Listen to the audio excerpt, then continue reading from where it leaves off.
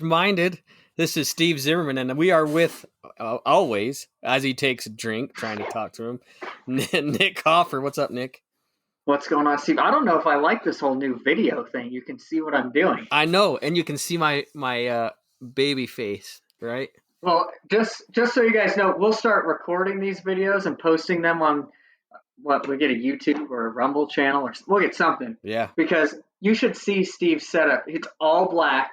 I have to. Look at this dumpster behind me. Look at this dumpster. With a light right on his face. It looks like he is in an AFT interrogation room. I have to because I am a freaking pack rat, and there's so much junk in my little gun corner down here. It's embarrassing. So it's all just stacks of ammo, guys. That's why he blurs it out. Stacks and stacks of 9mm ammo. Yeah, you can't see anything in this corner. Just so you know, that is.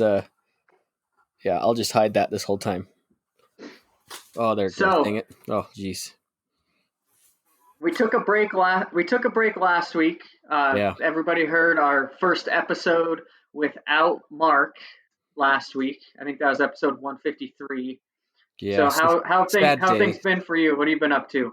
Well, see, since it was 2 weeks, I think I've told you I've been doing some like weekly training stuff with Adam Boyce. I think we talked about that before. But Friday, I helped him teach a handgun class, basic, I guess you call it basic skills class. And you might be thinking, where in the hell did you get ammo? Well, we used CERT guns the whole time. Or Zoot suits? I don't remember what they're called. CERT guns. Saw that he sent me a picture. He's got like 10 CERT guns, and they're all in half-tack holsters except for the left-handed ones because I dropped the ball on getting those sent out for your class. But let's talk about that. I want to hear more about that class. I know we're going to have Adam Boyce on the show probably next episode. Yeah, we're going to try and get him on. He's a busy dude, but I kind of stepped on his toes, while we were teaching that class Friday to get him involved because we like Adam. Awesome. So what was this class about, and what did you guys kind of go over since you didn't shoot any live ammo? Yeah, that would have been a problem in the small gym that we were in. But first, I'm going to give a shout out real quick. So if you're ever in Idaho Falls or you're coming to this area and you do jiu-jitsu, come check out my friends over at Vibe Jiu-Jitsu in Idaho Falls. They very graciously let us teach that class in their gym. They're very capable black belts. I mean, capable. I'm going to have to come out there and check. I'm going to have to go check that out. I actually have been talking to Ryan Atkins, our buddy Fieldworks, and he's been training, doing some jiu-jitsu, and the gym that he goes to actually invited me to come down and do some training with them because I've been talking about getting more into hand-to-hand self-defense type stuff. And so they invited me to come down there. The owner of it reached out to me on Instagram the other day and wanted me to come by. So I'm going to go check that out. So once I do that, I might have to come up there. I've never done it. I was just going to say, have you ever rolled around on a mat before? I've never done it. And actually there's a listener of our podcast. I'm not going to say his name because he's actually going to come on. He has his own podcast and he teaches jiu-jitsu. He just moved here from California. And so he kind of does a podcast similar to ours, but he talks about the implementation of firearms and jiu-jitsu. Yeah. So he's going to do, I want to do some training with him as well. So. Yeah. And spoiler alert, Adam's going to be with Jeremy over there at Vibe.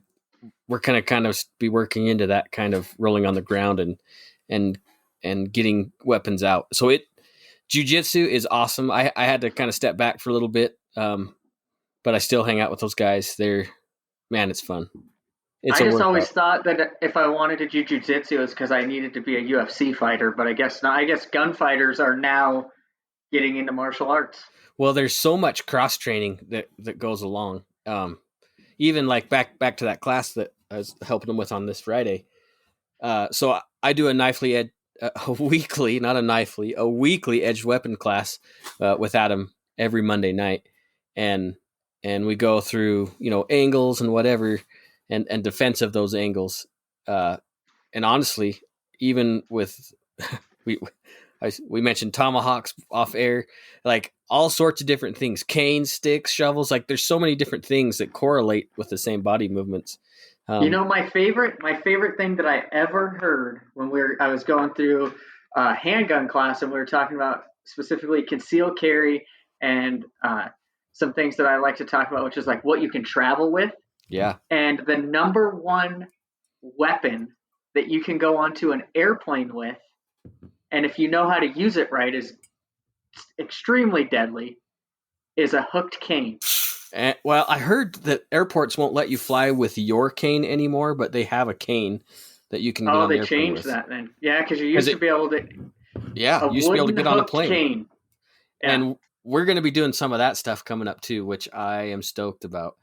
But we'll talk about that a little bit more. Here we go, getting in the weeds again. We'll talk about that more after we talk maybe about this basic class, this handgun. So in this class that you guys did on Friday, what was the premise of the class? So Adam and I, and Adam by far took the lead on this class. I don't want to make it sound like I'm Mr. Cool Guy by any means, but I pretty much just helped the class. I didn't teach the class with him. This was the very first time we've ever done this. He wanted to implement some of the things that he was thinking about in there. So anyway, when we were talking about setting up a class like this, it was meeting the needs of new gun owners / new concealed carry holders after the concealed carry class. Because it seems like there's a disparity in education from basic handgun or even the enhanced class. That we really don't get into drawing from the holster or retention or some movement. It really ends up you're shooting from a bench or you're shooting from a table, and that's it. And then and then you meet the basic qualifications for the state of Idaho.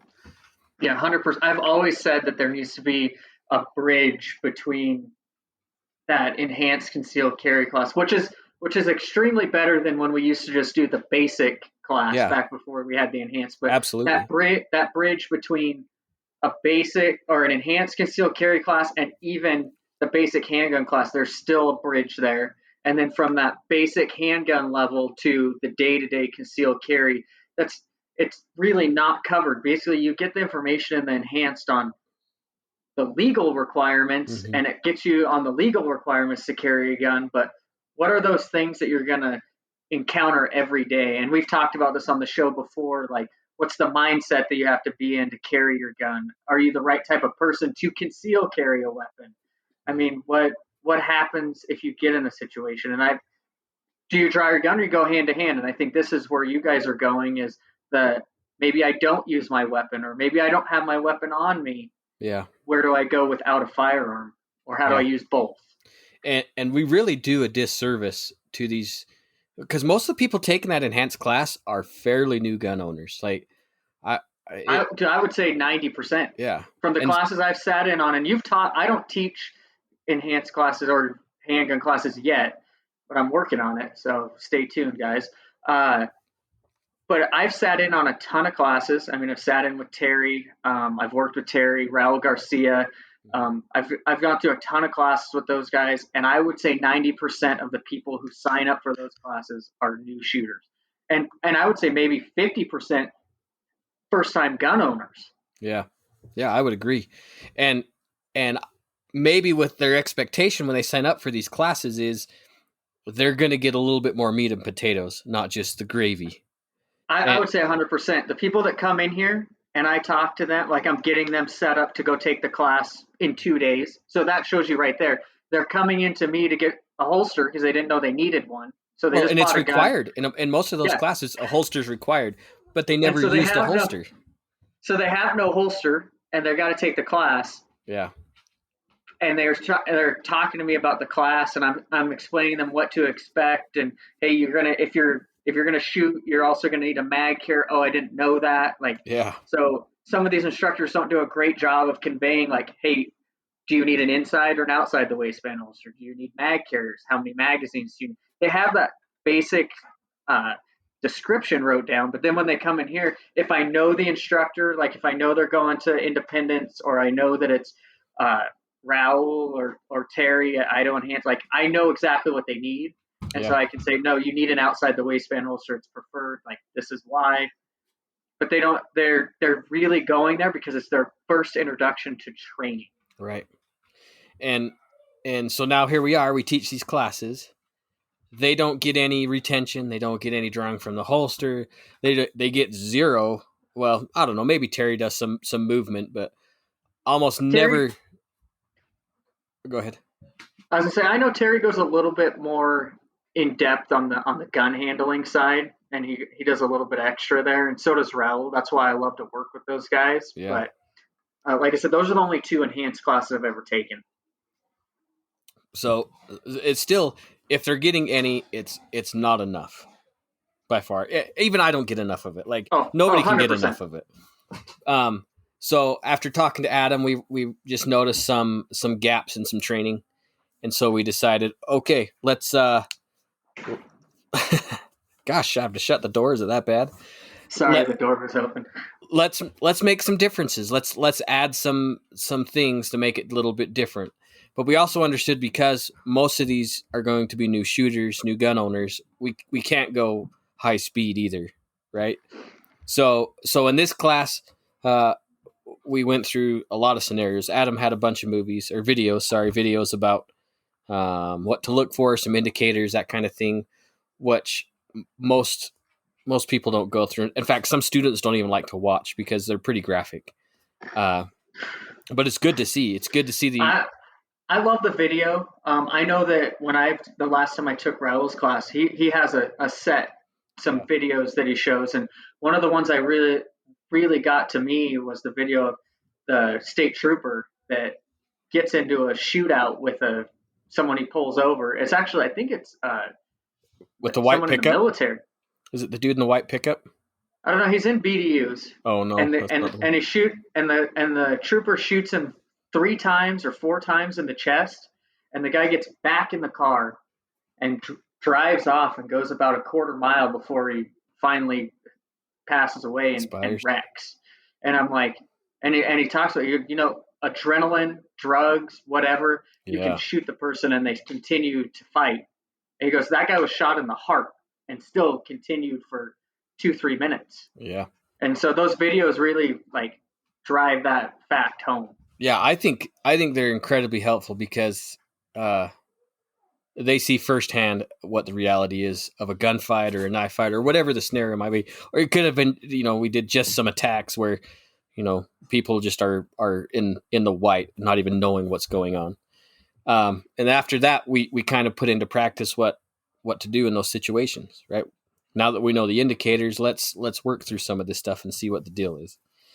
Then he jumped in a little bit in, we started with the draw, right? With the draw stroke. And instead of saying you're all going to draw from strong hand outside the waistband, it was, how do you guys carry? What's the most frequent way that you guys carry? So we had to, there was a couple different ways. Some guys, we had one friend of mine here in Idaho Falls. He's actually a SWAT team medic, and he just started carrying appendix.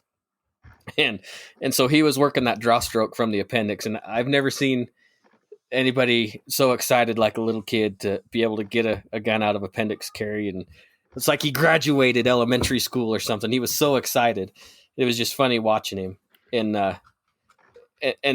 again, in some of those bigger classroom settings, you're going to be, if you are drawing, we're only drawing strong hand outside the waistband, and that's it. Right. And so it's kind of a disservice to some of these students who, maybe, if they're crawling before they're walking, I guess it would be strong side outside the waistband. But some people are ready to carry other ways. But I think part of that is on the instructor side for those classes. It's that like you said, most of those people coming into that class, that's their first exposure to real training. And you can't watch necessarily 10 people in 10 different positions. So by instructing one way in that entry level class, I understand the reasoning behind it. Yeah, that's true. One, it's for safety, and 2, it's for consistency in the class. Yeah, and making the class so that fluid. you and making sure that you get those reps in, but you only have 96 rounds 99 in that class. 99. So odd number. But so you have 99 rounds to make sure that you get these people to this proficiency level required by the state, which is there's not really one, but as an instructor, you want to get them to this certain point, right? Yeah. So if you're trying to go to person A, B, and C, and each of them one's carrying inside the waistband behind the hip, one's carrying appendix, one's carrying left hand outside the hip, like you're having to change up your instruction over and over. And I see where they're coming from. We want you to come in, and we know it's a concealed carry class, but we want to make sure you're proficient enough to even carry the gun. Yeah. So let's go outside the waistband, strong side. And then after your 99 rounds, we can go more in depth in the basic pistol class, in the advanced pistol class. Yeah. And what should be there is an advanced concealed carry class or an intermediate concealed carry class. Yeah. And that should be standardized within the training community as, hey, we offer this concealed carry class. Here's the bare minimum to get licensed by the state. Here's the intermediate. Here's the advanced. And the instructor should take that and run with it. Yeah. And that's really what we wanted to do when we were brainstorming about things is we want somebody to get more value out of than just like, oh, here you go. You got a certificate. Yeah, here you go. Goodbye. Because this is the place to do that. Like where you guys are teaming up now after the enhanced class or after the concealed carry class, that's the place to do that. That state regulated class where you have like mandatory points to hit, like that's not really the place to change. Yeah. What do they call it? The what do they call the content that you use in the class? Yeah, your curriculum. Whatever. Or the curriculum. That's not the place to modify the curriculum. You need to add to that after that certificate is given out and progress down the line. Well, I've always said there should be a yearly, not state required, but instructors or say the academy independents, they should offer a yearly update. Yeah. So you took your concealed carry class. Now every year for $25, you can come in and do a 4-hour update to hone your skills or something. Yeah, I like that idea too. I've always said that should be a thing. I like that idea too. And you're right. Instructors and any class is going to at least offer the minimum. And I hate that word. I hate the minimum that the state requires because to me that seems like you're just taking their money because nobody wants to teach just the minimum. But that's just the way it is because we only have so long. We can't keep attention for so long. And devil's advocate to that, I think that it's good to have a minimum requirement. Oh, yeah, absolutely. And have that be your base and you build from there. And that's where, like, I've been in Terry's classes for when he does the legal heat stuff at, like, Sportsman's Warehouse. Yeah. And he'll say right there, like, in the beginning of the class, what is that? Oh, it's Bundaberg ginger beer, dude. It's so good. Oh. So he'll say right at the beginning of the class, here's what we're going to go over. Here's what it takes. Here's some of the things that it takes to carry a gun concealed. If this isn't something for you, you should leave the class and we'll refund your money. I'm sure that the people who host those classes don't enjoy that, but it's the truth. And every once in a while, they'll have somebody that goes, I didn't realize that was like concealed carry could mean I had to take someone's life. It's not for me. Yeah. And you don't want to get 3/4 of the way through the class and then realize that. Or like you're going to give them this bare minimum and you're going to get the certificate. Now, when we offer the intermediate concealed carry, if you aren't comfortable moving on, then that's probably where you're going to fall off. And so instead of teaching the people who are already going to fall off advanced concepts, we put them into an advanced class where just like any other type of education, a certain number of them are not going to be willing to put in the time for that education. So so now the class went from 50, which is huge.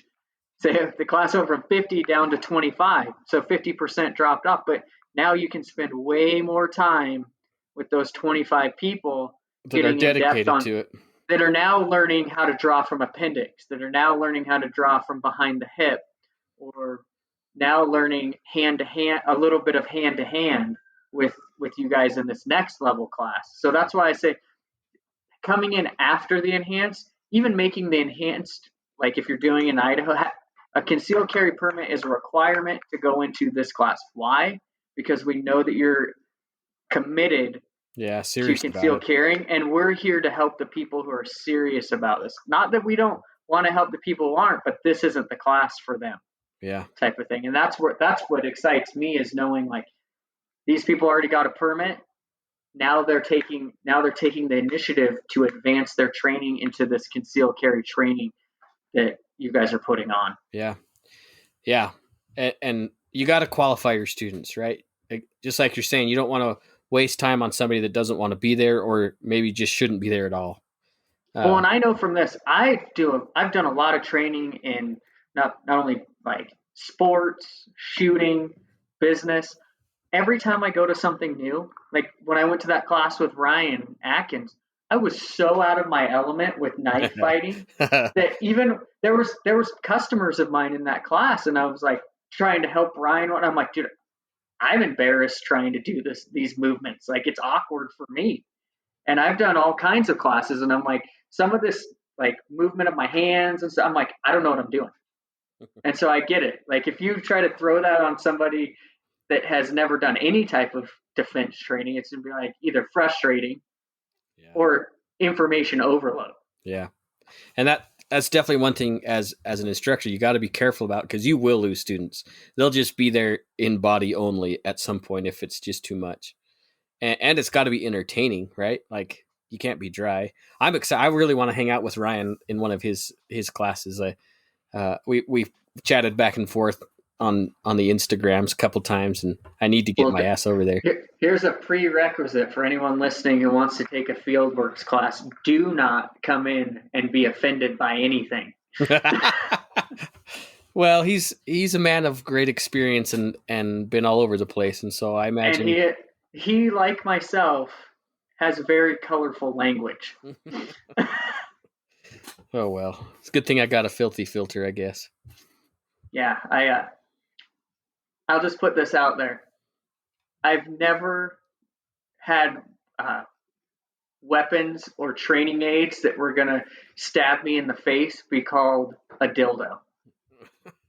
So many times. It was on my Instagram multiple times. Nice. Well, so, he's got to try and keep it entertaining too, right?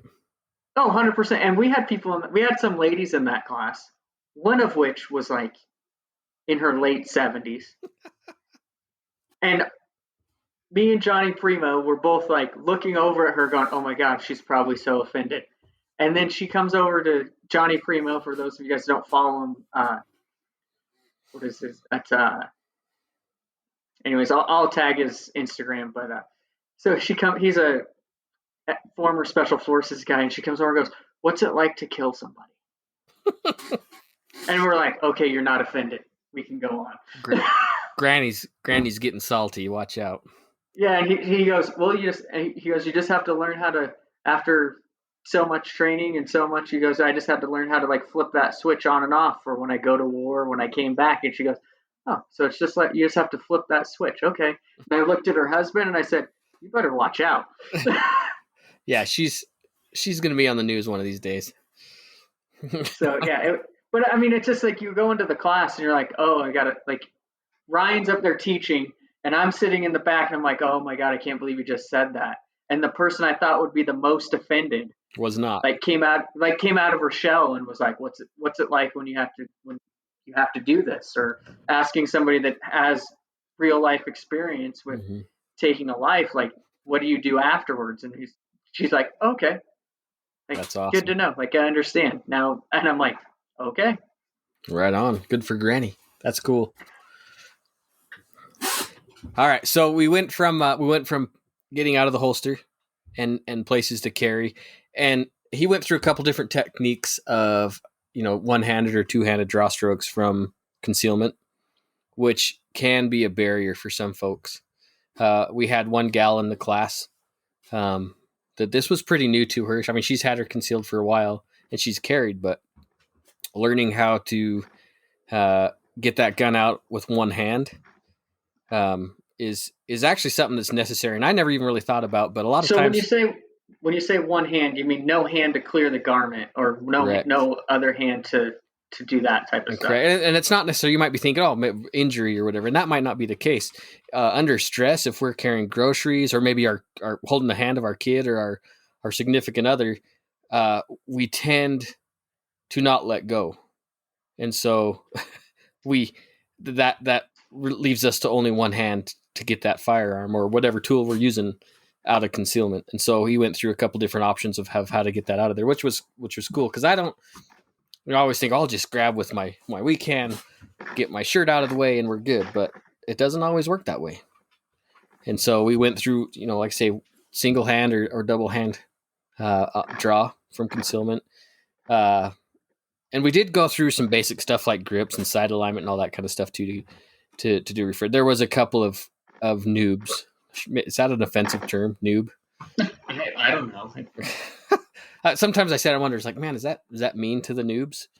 But there were some new shooters that we had to still cater to, right? So anyway, and then we just went through trigger press, right? And with the certs, it sucks because you don't get recoil. I know there's some options out there, but there is some definite training pluses to owning one because you get a good trigger press. You still see your sights move if you're doing a poor trigger press. So there's some definite benefits to it. But I would say if we were actually shooting live ammo, I bet we would have gone through 500 rounds a student because we press that trigger a whole bunch. Yeah, and the thing with that is students don't want to shoot that much in a class. No, they get hard. Most of them get fatigued after about 200 rounds, and maybe even sooner. And like I was going to say, it's not about not wanting to do it because of the cost of ammo or how much ammo. It's that actually shooting more than 200 rounds in a class in a day, that's a lot of shooting. That's a lot of mag loading. That's a lot on your body. So even if it was live fire, there would have still been a huge portion that was dry fire and cert gun training. So that's another good thing is that you just gotta remember that you carry that stuff over into the real gun. Yeah, and you were able to do the class. You were able to do the class in a gym, out on the range. And it was a 4-hour class, so like it wasn't just 15-20 minutes and screw around and we were done. Like we did 4 hours of training, and by the time the students were confident with their sight alignment and everything, then we started working on retention or deflection if they come out with you with a knife or even a bat or something. We went through some of the techniques of actually how to guard ourselves or deflect that incoming threat, which is definitely not something you do with a real firearm. Right. It was fun, dude. Like, we're going to be doing some more of that stuff, and it's going to be a little bit more dialed in. So in that class, was there anything that transitioned to a knife? I know he's a knife guy, so that's what I mean, you did mention tomahawks, but I just want to go to knives first. So I kind of talked about... I learned this, actually. So I mentioned Johnny Primo. His Instagram is Course of Action on Instagram. And he has been trying to ingrain in my head that things that you stab people with are not knives. They're blades. Things that you cook with are knives. For me, it's just I mess tool. that up all the time. Yeah, that's good to know. Guess. But was there any blade training in this? Not so much the blade training. Most of these students that were there had actually taken some of his Adam's seminars. A couple of them come to the Monday night class that we've been doing too. But the angles of defense, they all work the same. So I know if you're coming at me high right, I know how to deflect or push you away, or using that gun as an impact weapon to the face or to the neck. I will say, I can't wait to have Adam on the show because I want to ask him about his tactical dancing that they do in those classes. I always see these guys on Instagram doing all this like shit with their hands, and all I can think about is, you're not going to get your arms all cut to shit doing that? Well, it's not always that way. Like, it's not like that one Russian dude that does that weird thing all the time. Or you think of Doug Marqueta. Sometimes he does some crazy Filipino stuff, and some of this is based off Filipino martial arts. But it's dude, it's so much fun. It's good grief, my house is caving in. I don't know if you heard that or not. Oh, it sounded like there was somebody rollerblading upstairs. I don't know if it's the dog playing with stuff upstairs or what. Good grief. But it was fun to be able to kind of train outside of the box, if you will. Being able to do something different with students that are hungering after something different. Because, they could go to the range here or a dozen other instructors here in the Eastern Idaho and do handgun training. But there's nobody that's doing, intermediate stuff like this, which is good. It's good for us. Yeah, absolutely. So we've touched on it a few times, and I want to hear about these tomahawks. What's going on with tomahawks? When are you guys going to do? Like, are you guys going to do it at the? You mean like this? Yeah. So, like, is this hand-to-hand tomahawk training? Like, you guys going to have like some Native Americans come in and like teach that, or is it going to be throwing? Like, dude, if any of our listeners know of some traditional Native American martial arts, please email me, please, because again, a lot of these movements correlate no matter what tool you're using, whether it's a cane or Cali sticks or a knife or whatever, a crowbar. A lot of these movements are exactly the same. And once you understand the movements, the tool can be pretty dynamic, which is awesome. But the things you can do with a tomahawk, I mean, other than the obvious, like massive destruction to the face or chest or whatever, like you think of the Patriot, like when he goes crazy on the British dude after kidnapping his son. I'm not talking like that kind of stuff, but actually being able to use it as a tool to hook the hand out of the way of, somebody swinging something at you. You can't just chop the hand off? Well, you could. But if you're using it in a defensive situation, you have to articulate and meet it with the same level of force, right? Do you know that there's actually a tomahawk throwing league? I saw it on ESPN a couple weeks ago with my son. We were out having lunch. Maybe we should join the tomahawk throwing league. Those guys are deadly accurate. It's like they're playing darts with tomahawks. Maybe I should learn how to throw. Yeah, and I mean there must not be any type of regulation for what actual axe you're able to use because it's not the game. They can just take whatever you want. Like there's like whatever you can throw the best, I guess. Because one guy had like this little mini hatchet, another guy had like the Irwin like hammer with the hatchet on the back. Like that's what he was throwing. I would think there'd be like weight restrictions or.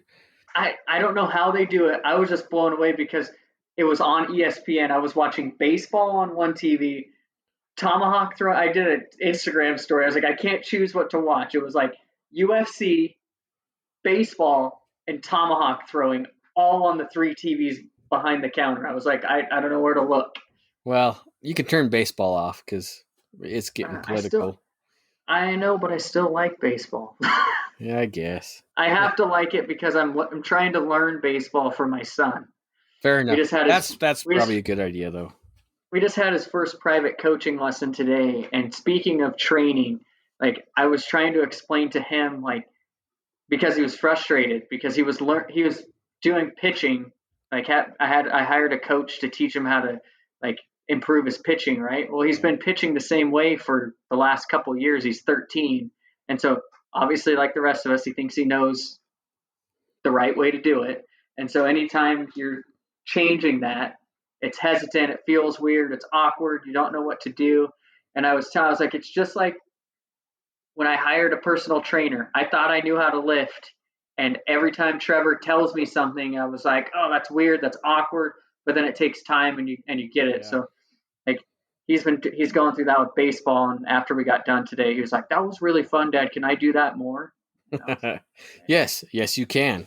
So baseball has never been a sport that I was into until my son told me that's what he wanted to do.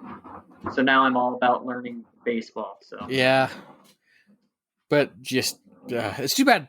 Why do sports have to be so political now? It's not supposed to be. It's supposed to be a place we can all get together. Well, I'll tell you what I won't watch is basketball. Yeah, I haven't watched a basketball game in years. I won't even. I would turn the TV off if that was the only thing on right now. And honestly, I'm the same way with NFL. I'll watch college sports, but professional sports. I didn't even watch the Super Bowl. Yeah, I haven't watched the Super Bowl in like 5 years. In fact, I think we were doing an episode of Range Minded during the Super Bowl. Probably. I think we were. Yeah. Sunday night, yeah. It means nothing to me. Which sucks because when I was a kid, I loved football. I played football. Like I wanted to play professional football, which was never going to happen for a 120-pound kid. But like that was my dream. I think that's why I'm so excited that my son wants to play baseball, because at least it's a sport that if you don't make it pro, you can still play in a softball league. That's true. You can still go out and have fun playing football. I mean, they have clubs and whatnot, but it's not the same. I mean, you can't be on a competitive level of football if you don't make it, and it's sad. I'll tell you one thing that I really enjoy watching, and they play it a lot over there in the Treasure Valley too, is rugby. I love rugby. They do. That's a new thing over here, but yeah, they do. You know what's really taken off over here is lacrosse. Yeah, I've noticed that, and I don't know why. When I was in I grew up here, and that wasn't even an option. Yeah. And I graduated in 2006. Yeah, not that long ago. That's almost 20 years ago, but. Oh, you're still young. So, anyways, back to the training thing. Like, I'm excited that you guys are going to start expanding the concealed carry classes, but you didn't finish. Where are you going with the tomahawks? How to hook hands? Are we going to start seeing people in Idaho packing around tomahawks on their belt? Well, I think there's still some restrictions, kind of like the baseball bat. You can't just carry a baseball bat around, or it can be construed as a weapon. But I got a permit for my baseball bat. And if you're carrying a glove and a ball, then you're good, right? So camp axes are kind of the same for those watching on the radio. But yeah, or if you're a part of the Tomahawk Throwing League. Yeah. Or if you just start taking some tomahawk classes, because Adam did a survey about it and he got a lot of positive feedback for it. So that's in my notes to ask him about when he's starting his tomahawk course. But like I say, and it's kind of the same thing as with cane fighting or whatever. Using that hook as a tool for leverage, man, it's pretty awesome. I will say this. It's hard to explain without actually seeing it. If I'm a bad guy and I'm trying to take your purse and you whip out a tomahawk, I'm just going to say, oh, shit, not worth it. First of all, I don't have a purse big enough to carry tomahawk. No, but some of these ladies do. I wasn't referring to you. Okay, that's good, because it's a satchel. I guess I did kind of lump in that if you had a purse that you were a female. But man, even a little hatchet. Like, there's a lot of things, same kind of principles you can do with a hatchet. It's just amazing some of the things you can use as a tool. It's pretty awesome. Yeah, absolutely. So I'm excited to get him on here, and I'm sure that the two of you together are a dynamic duo. Yes.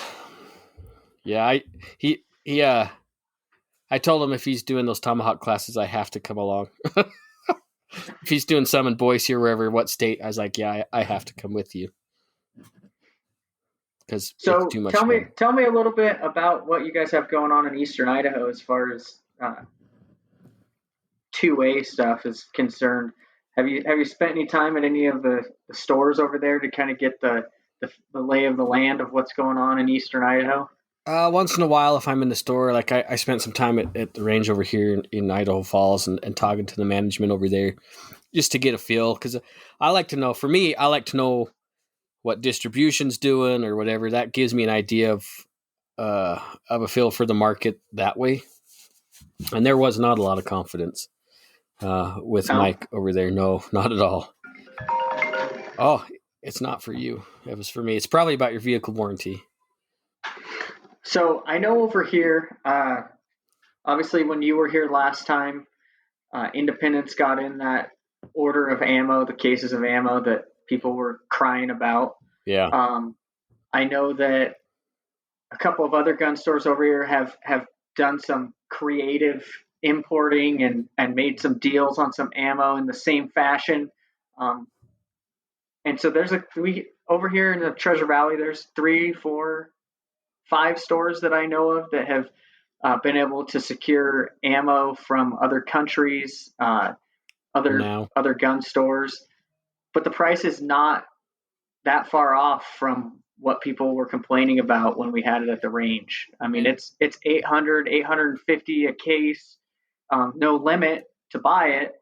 So I've just been trying to explain to people that it kind of is what it is right now. It's not about price gouging. It's if you want the ammo and you want unlimited access to it, you got to pay to play. Yeah. And I know what one of these stores paid for that ammunition, and $850 a case for 1,000 they weren't making any money. They're making half the margin that they used to make on a case of ammo. Yeah. I was listening to a podcast, might have been last Monday actually. Primary Secondary is one of the podcasts I'll listen to once in a while. I don't know if you've ever listened to those guys.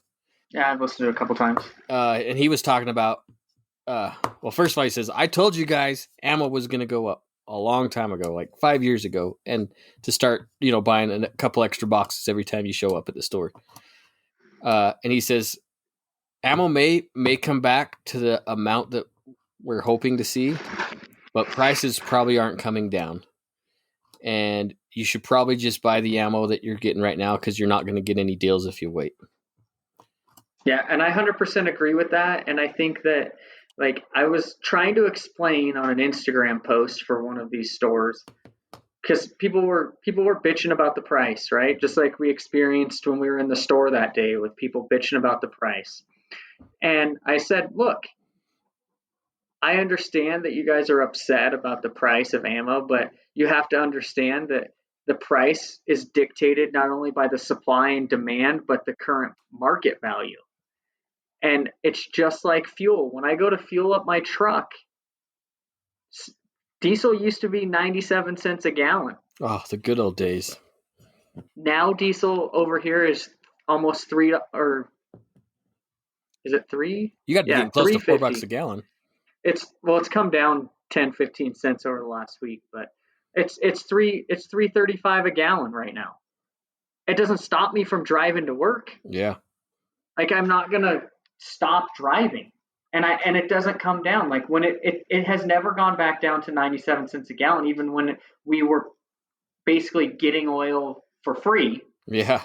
Because we had so much during the good old days of Trump. Like, it was $2 a gallon, which is great. We got used to it. And that's what happens is going to happen with the ammunition. The price is going up. It may come back down a little bit, but it will never go back to. No, we're never going to see those levels again. No. And it's sad to say, but just like everything else, we're going to move forward. So by calling out the gun stores and boycotting the gun stores because they're going out of their way and they're having to purchase. I'll just put this out there. One of the store that I was commenting on was Boise Black Rifle. They cut their margin in half, and Rob, the owner, had to put up $500,000 to buy this ammunition. Yeah. So no matter how much you bitch and complain about how much he's charging for it, that guy secured 250,000 rounds of ammunition for $200 and some $1,000. Yeah. And then he had to pay other fees and buy other things in order to get it, and make commitments to buying 200,000 more rounds and bringing that ammo into his stores. So that's a huge commitment. And I know him and he gets up every single morning at 4:00 in the morning, is on those distribution sites buying everything he can buy. Yep. And putting out millions of dollars a month for his 3 gun stores in order to make sure that us as consumers can go to his stores and get what we want.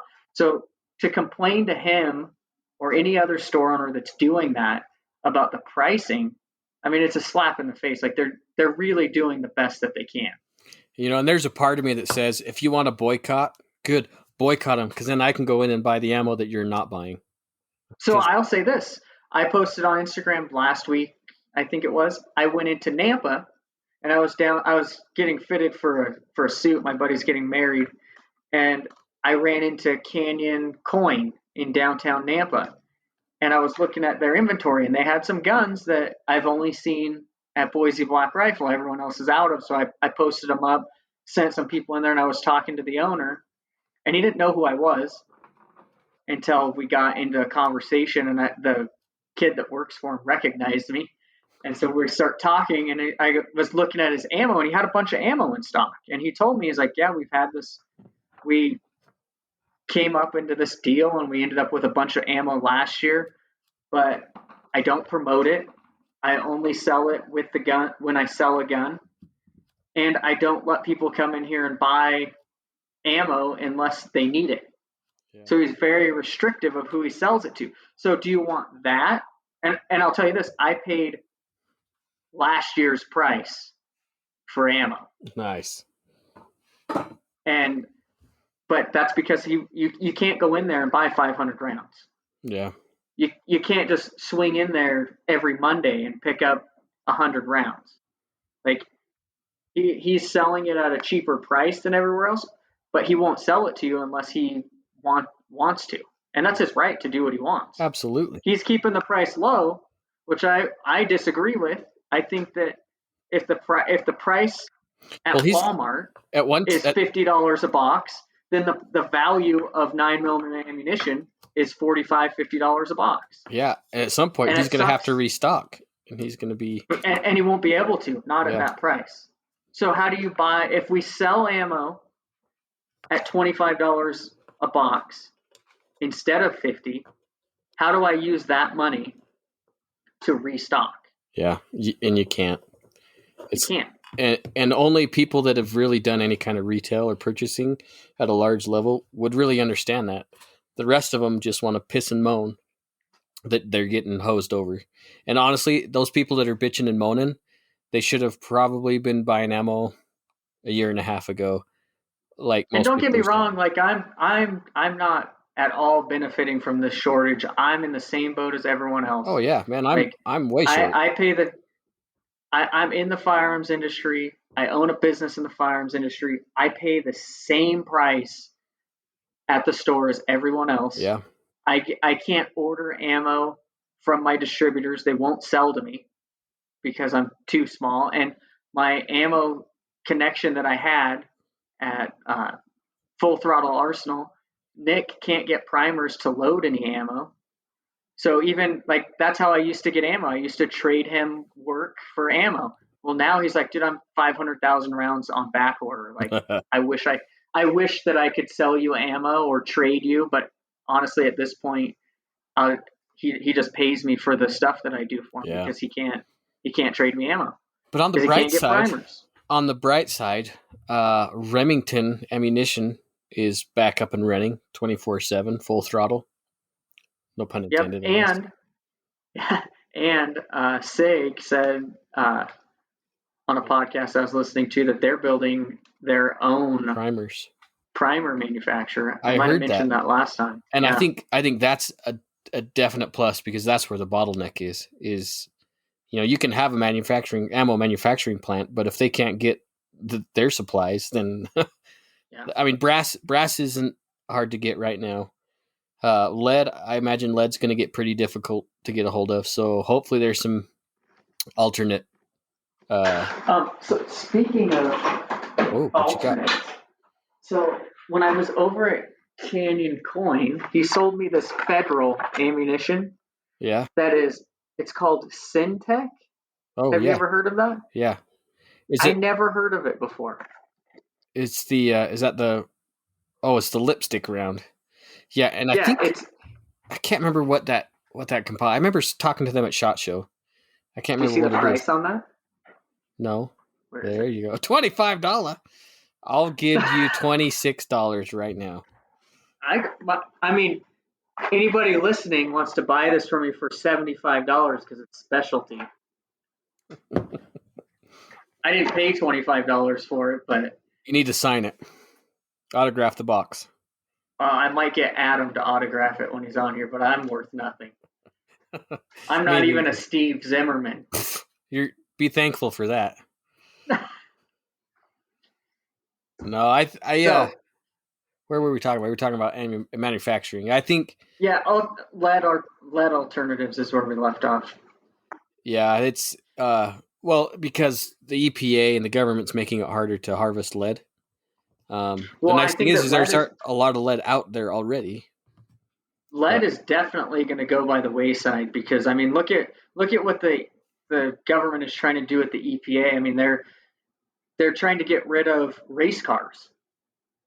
Like, if they're trying to get rid of race cars because it's bad for the environment, I mean, lead for bullets, that's going to be an easy way for them to put a shutdown on the ammunition. And I don't know if you knew it or not, but during Obama, there was a huge push to close lead mining and smelting. In fact, I think the Obama administration, I think they closed down like the second largest smelter in the United States for EPA violations, and they weren't going to renew their certification. So what? Just a quick thing for us. So what alternative do we use if we can't use lead? That's a good question. We've seen the polymer copper compounds that they were floating out. Ruger had that ARX ammo for a while.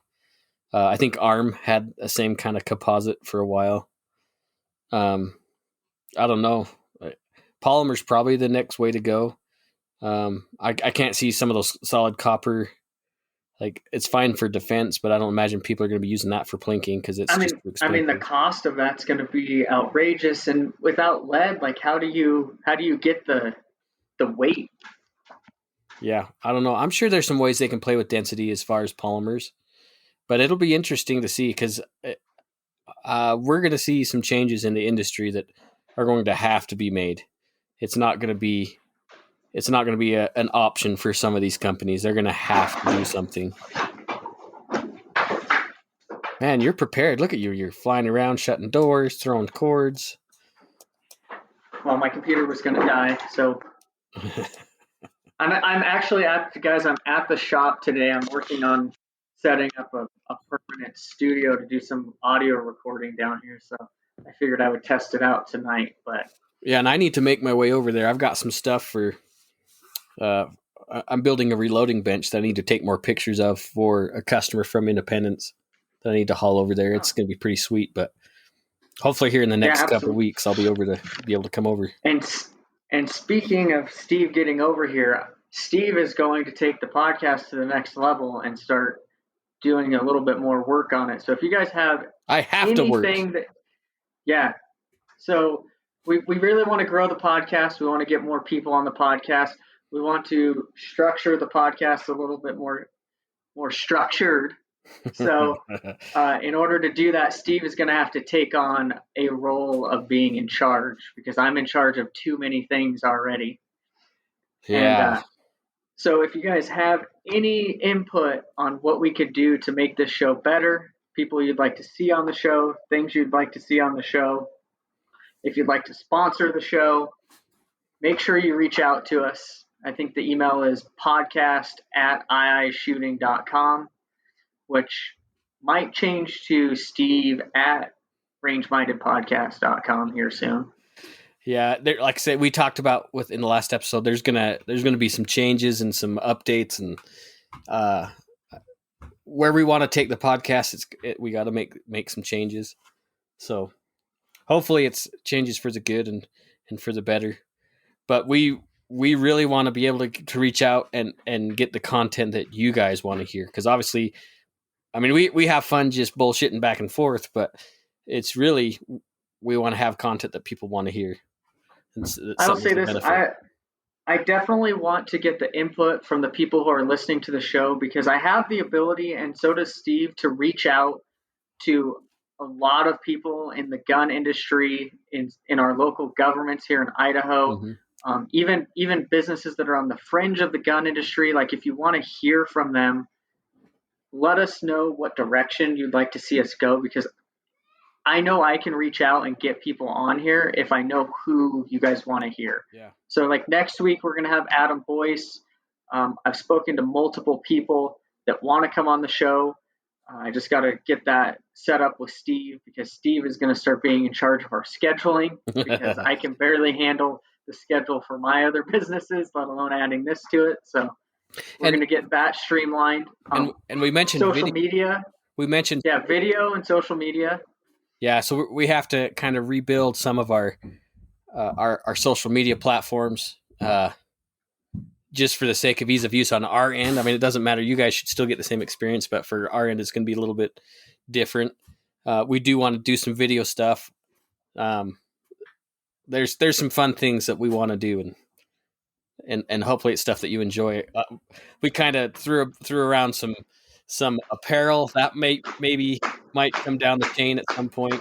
I hope it does, because I have some pretty dang good ideas. So, well, I think they're good ideas. They're probably terrible ideas. So I'm actually starting to work with. We're finally going to launch the apparel line for Hoftac Industries, and I'm working with a company that has 11 graphic design artists. They're here local in Meridian. Yeah. And so I just sent over my logos and stuff to them, and I'm going to see how that relationship turns out. I think it'll be pretty good. I know some guys that work with them right now, and I think it'll be pretty good. So I know we could use them for the podcast as well. Yeah, because there's some shirts that hopefully, I don't think they could sell at the store, but they could definitely sell online, just because they have kind of some double entendre going on. That's hilarious. Something that I want to do for the podcast, and I've told you this, Steve, is I want to create our own website, so that people can stay connected with us. Yeah. I want to make sure that I want to streamline the email and the social media, so it's all connected through the podcast website, so that all of you guys have a way to reach out directly and a way to find new episodes. Obviously, you can get the podcast on Spotify, iTunes, Stitcher, SoundCloud, all of those normal places. But I want to put it all into one place, and also have a place where people can go to see who's going to be on the show, what we're going to be talking about before we talk about it, and just getting it more structured, like I said, and getting Steve in charge, because all of you guys want to have Steve be in charge. And the other nice thing about doing that is if you know who's coming up, you can submit questions that maybe you have about the particular. Leads right into, we're using some new software to record the podcast. And part of that software actually allows for people to call in if we're able to do the show live. Which would be awesome. So just like a radio show, you could call in and ask questions, or even message in and ask questions while it's live. So down the road, that's something I want to work into, where we're doing the show at a same time. And we've been doing it that way now, but we don't video or record it. Right. To where people can ask questions as we're going, which would make it a lot more interactive for you guys to listen. But that's all things that I need your input on, and I need you to message us and email us and let us know if that's where you'd like us to go. So with that said, Steve, do you have any final thoughts?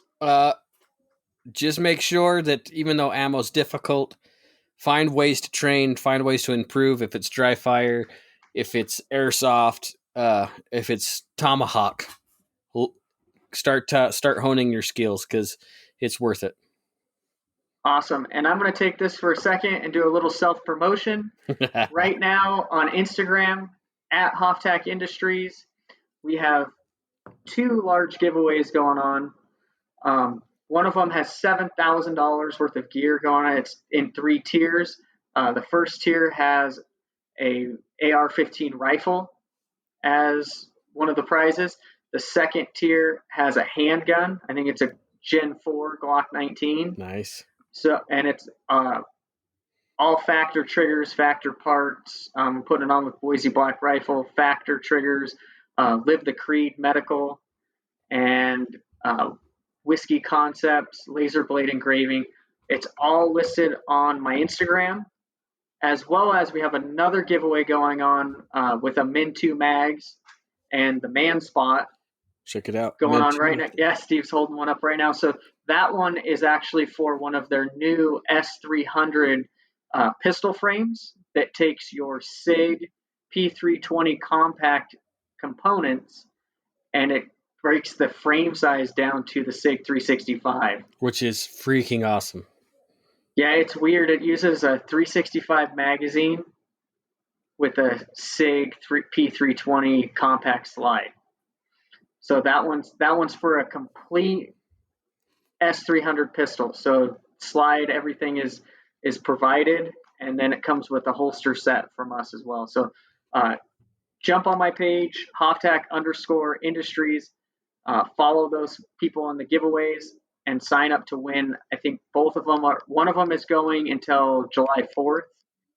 That's the $7,000 giveaway. And then the other one is going to be the end of May is when that giveaway is going to be drawn. So lots of great prizes, lots of great companies involved. I'd like to get the podcast involved on some of those going forward. So if you guys jump in there, comment, tag @RangeMinded so that I know that you guys heard about it on the show so that I can start getting you guys involved on social media. And then we'll be back next week with Adam Boyce. Word. So, all right, guys, stay safe. Behave yourself.